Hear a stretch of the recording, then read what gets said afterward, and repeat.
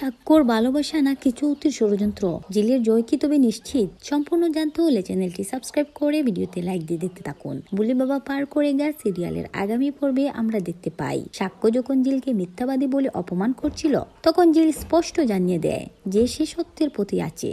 সাক্ষ্যর এই অবিশ্বাস জিলকে কতটা কষ্ট দিয়েছে তা তার কথাতেই স্পষ্ট।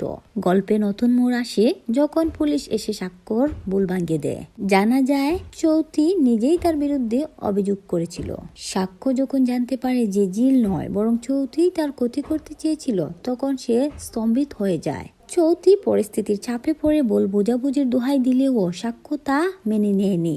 সাক্ষ্যর চোখে এখন চৌতির আসল চেহারা পরিষ্কার। অন্যদিকে সাক্ষ্য নিজের ভুল বুঝতে পেরে জিলের কাছে ক্ষমা চাইতে যায়, কিন্তু জিল কি এত সহজে তাকে ক্ষমা করবে?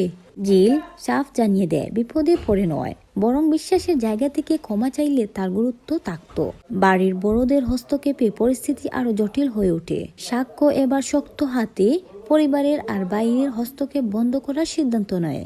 সাক্ষ্য আর জিলের এই ভাঙ্গা সম্পর্ক কি আবার জোড়া লাগবে, নাকি চৌতির নতুন কোনো চাল সব উলটপালট করে দেবে?